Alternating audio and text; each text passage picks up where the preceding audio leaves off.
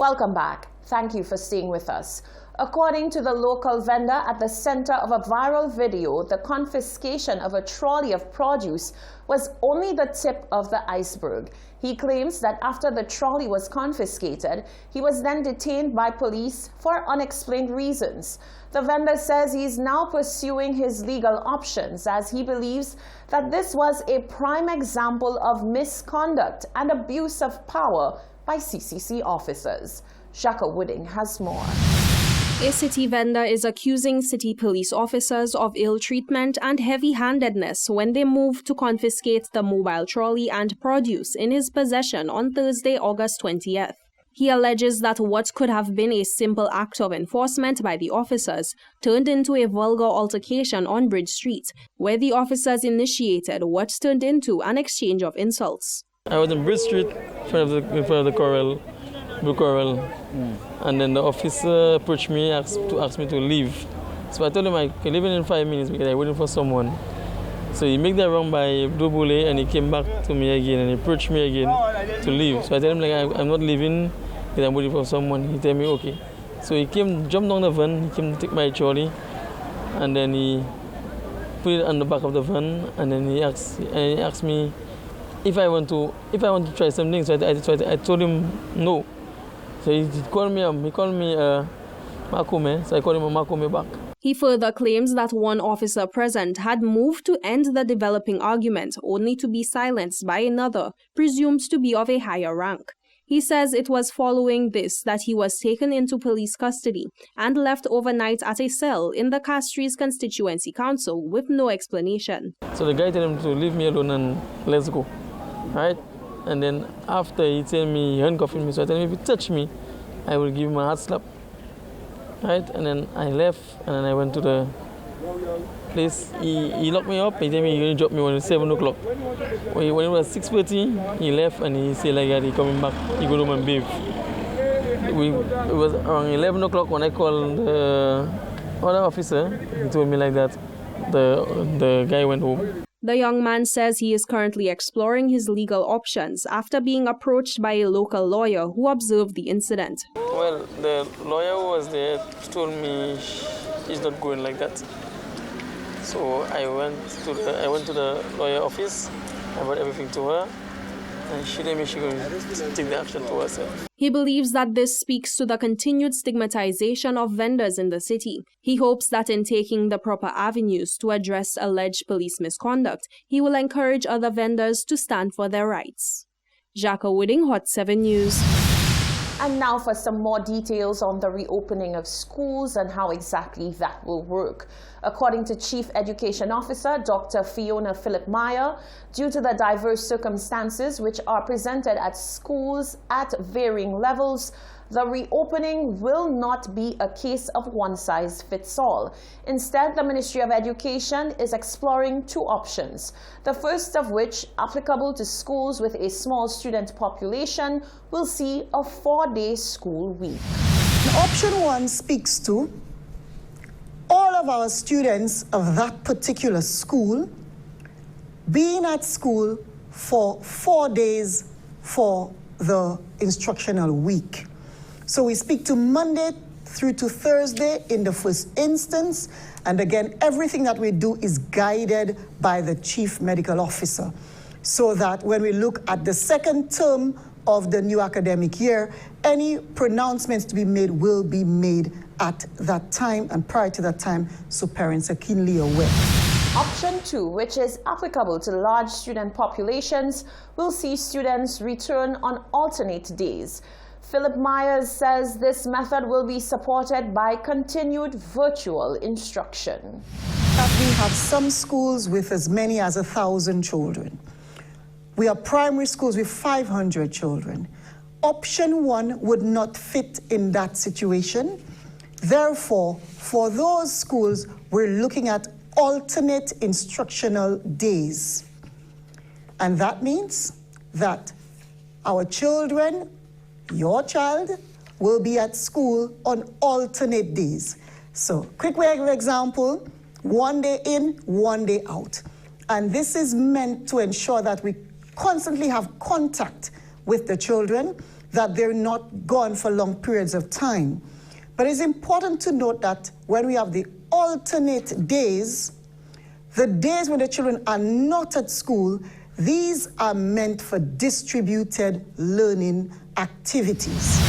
Schools on island are set to reopen on the 7th of September 2020.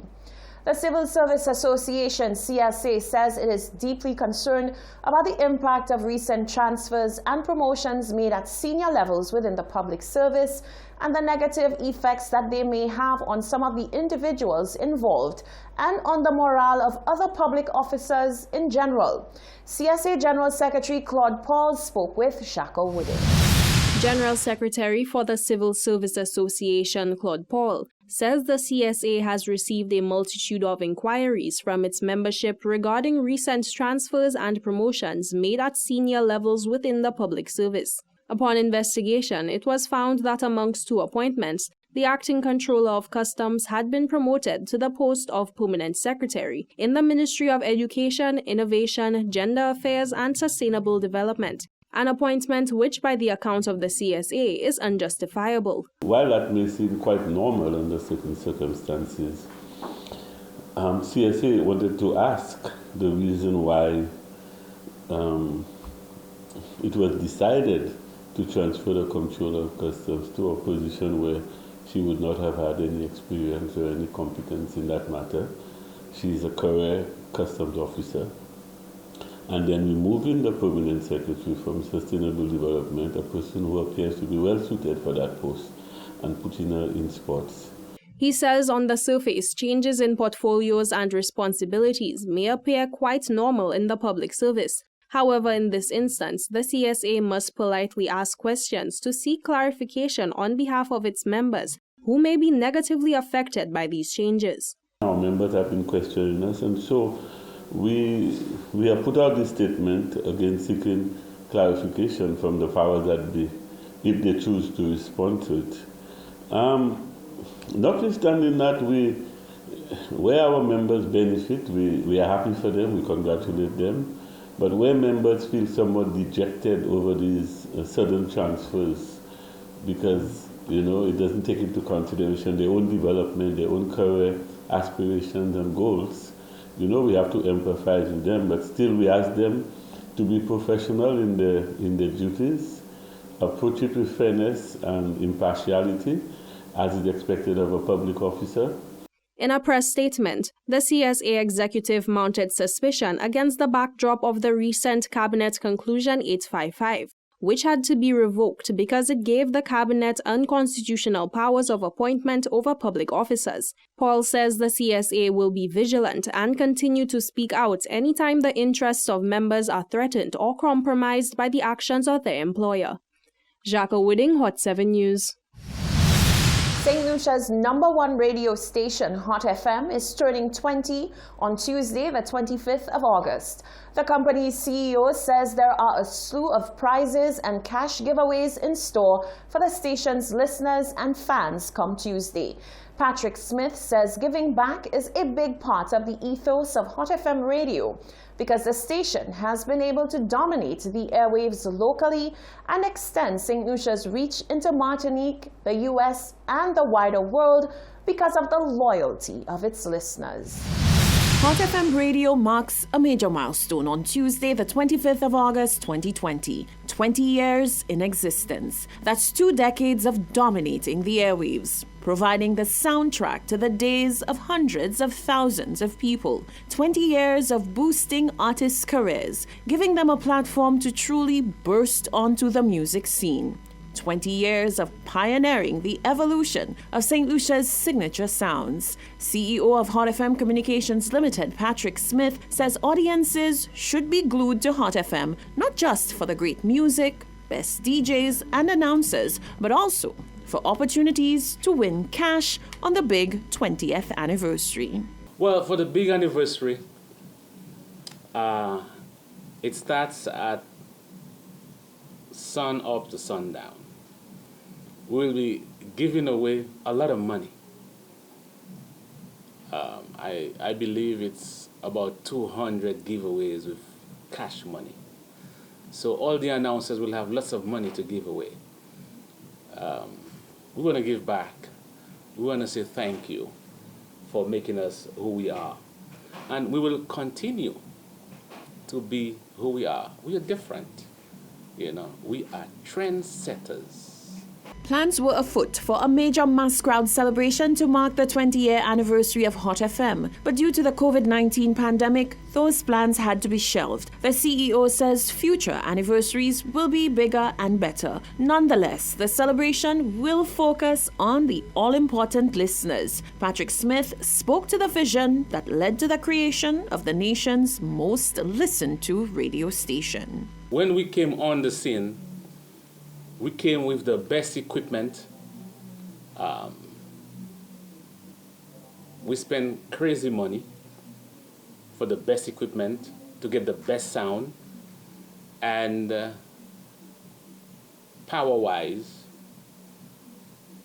it's the only station you can get anywhere in St. Lucia. It's Hot FM. Martinique. We are more popular in Martinique than some of their local stations. Hot FM is like a local station in the U.S. So what's the secret to building the most recognizable brand in radio? This is what the CEO says is the secret to Hot FM's success. Number one is the staff. Because I live in New York City. And the staff here in St. Lucia, they have done a fantastic job. And the secret is simply to be original. And we are original. We are different. And speaking of phenomenal staff, the longest-serving Hot FM radio personality, Marlon Clovis, had this to say. Let me just take the opportunity at this time to thank all of our loyal fans, our loyal listeners, those who have been with us throughout this past 20 years. I mean, when you look at it, 20 years, this is a real milestone. So we want to thank everybody who has been here with us. Those of you who've been listening from day one back in 2000, and you are here with us up until now. This is 20 years of being strong, resilience, and of course, 20 years of being number one as well. So we thank you very much, and we really do appreciate you, and hoping we can do another 20 years together. Happy 20th, Hot FM. Former Senator and pathologist Dr. Stephen King says enough is enough. He believes it's time for the wants and needs of the St. Lucian people to be made the top priority in the island's developmental path. Dr. King says in the case of the Cabot development, it is worrying to believe that authorities would favor the continuation of the project against the backdrop of public outcry to preserve the area. More in this report. When determining the most suitable developmental path for a country, former Senator Dr. Stephen King believes that a government ought to place the core social needs and demands of a people on the front burner. He says for far too long, the St. Lucian people have been appeased by a shroud of paved roads and community centers, while the day-to-day worries of sustainable policy development, healthcare, crime, and the preservation of local lands seem to fall on deaf ears. He believes that the root of this issue lies with the deep-seated partisan agendas which have long divided the general public. No longer do we line up on issues and what is the best solution to our issues and our problems, but we line up in our camps, our cartels, who is red and who is yellow, and all red is always right if you're red and yellow is always right if you're yellow, regardless of the position on a particular issue. And to me, that's nonsense.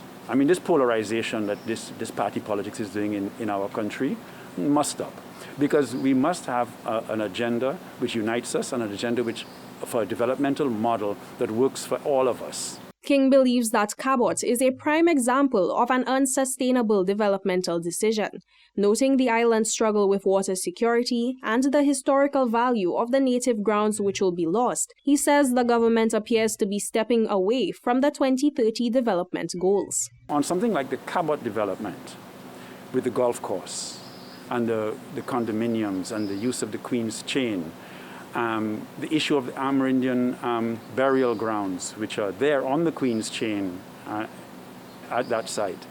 These are very important issues that need to be ventilated and discussed sensibly. Golf courses are very harsh on the environment. Golf courses demand a lot of water. Water security is an issue. So the whole whether a golf course is the best model of development at that site raises a number of issues that need to be addressed by the government that is proposing and the developers that are proposing to have a golf course there.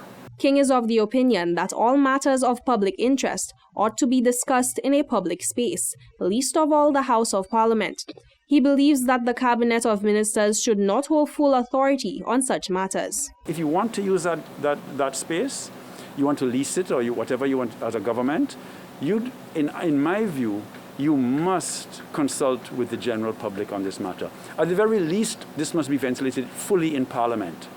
Because you, as a cabinet, in my view, you don't have the authority. Now, this may sound harsh, but in my view, you don't have the authority. Even if you had the legal authority, you don't have the moral authority to do that.